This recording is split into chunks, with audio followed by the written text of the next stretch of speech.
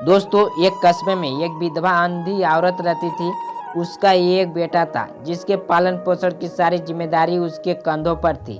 वह अपने बेटे को पढ़ा लिखा कर एक बहुत बड़ा आदमी बनाना चाहती थी। इसीलिए उसने उसका दाखिला कस्बे के सबसे अच्छे स्कूल में किया। वह दिन रात मेहनत करती ताकि बेटे के स्कूल की फीस दे सके।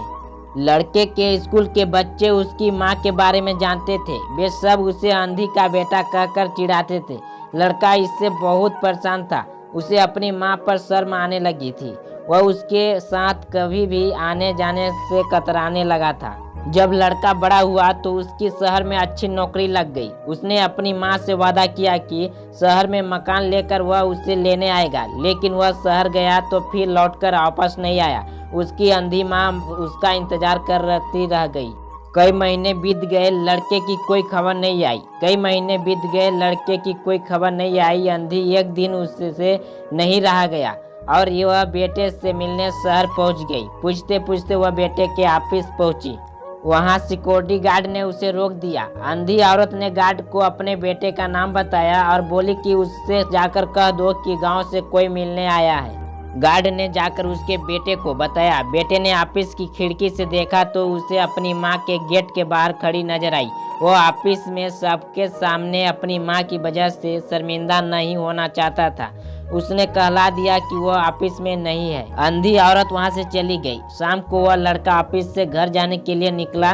रास्ते में एक जगह काफी भीड़ जमा थी। वह अपनी गाड़ी रोककर भीड़ के पास पहुंचा और तो बीच सड़क में अपनी माँ को मरा हुआ पाया। उसके हाथ में एक चिट्ठी थी जिसमें लिखा था, बेटा बड़े दिन हो गए थे, तेरी कोई खबर नहीं मिली। चिंता हो रही थी, इसीलिए तुझसे मिलने चली आई।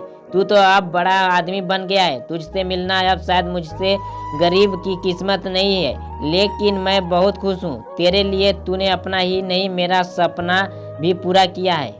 मलाल है कि तेरी तरक्की देख नहीं सकती। काश बचपन में तेरी आंखों में सरिया न घुसा होता और मुझे तुम्हें अपनी आंख न देनी पड़ी होती, तो तेरी तरक्की अपनी आंखों से देखकर सुकून से मरती, तेरी अंधी माँ।